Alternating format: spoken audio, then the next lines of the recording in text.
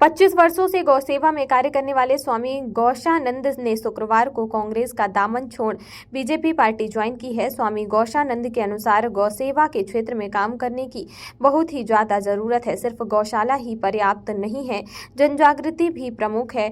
उन्होंने कहा कि सीएम मोहन यादव की जो योजनाएं हैं वो काफी बड़े रूप में है, उन योजनाओं को सक्रिय करना हमारा दायित्व है। आगे उन्होंने 6 मार्च को सीएम के कार्यक्रम से प्रभावित होकर कांग्रेस के प्रदेश अध्यक्ष का दायित्व छोड़कर उन्होंने बीजेपी ज्वाइन की है। आगे उन्होंने कहा कि अपना खून का कतरा कतरा गौसेवा क्षेत्र में अर्पण करना चाहते हैं। और क्या कुछ कहा, देखिए हमारी यह खास रिपोर्ट। परिचय तो बहुत छोटा सा है कि मैं गौसेवा के क्षेत्र में 25 वर्षों से काम कर रहा हूं और मेरा नाम स्वामी गौशानंद है।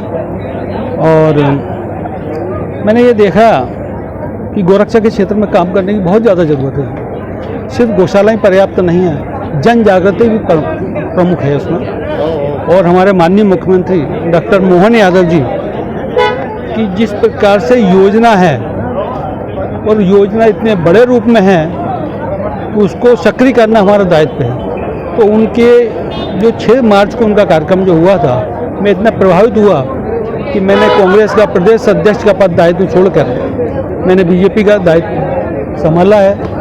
और मैं चाहता हूं कि इस क्षेत्र में मेरा तन मन धन वो खून का एक एक कतरा उनके लिए इस क्षेत्र में कुर्बानी के रूप में सर गौशाला के लिए बहुत सारा काम किया आपने। क्या बीजेपी में आने के बाद भी क्या कुछ विचार रखा है आगे गौशालाओं के लिए और गौ संवर्धन के लिए? क्या इसमें 2 चीज़ें हैं। सुनना विषय यह है कि गौशालाओं को माननीय मुख्यमंत्री ने 20 रुपये से 40 रुपये कर दिया है और गौशालाओं को स्वावलंबी बनाने की भी योजना है।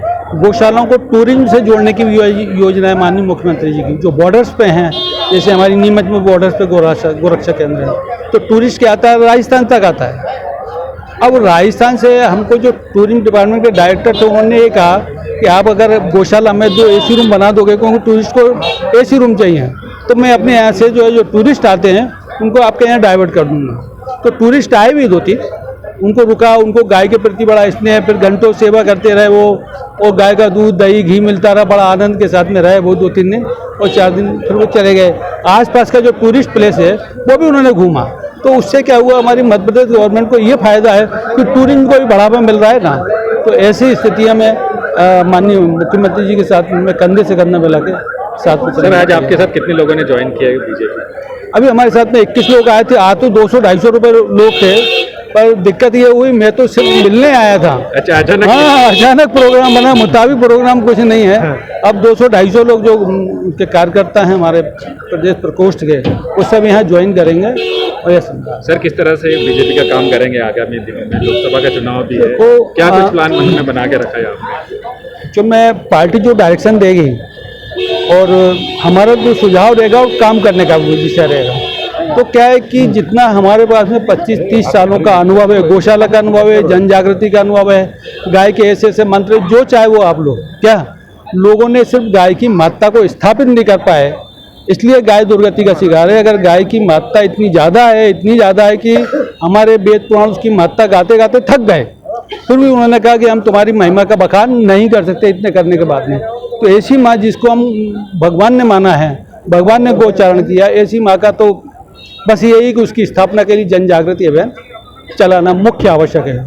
गौशाला निदान नहीं है, गौशाला सहूलियत है, सुविधा है, पर जागृति लाना और किसान की समस्या भी सुनना है ना।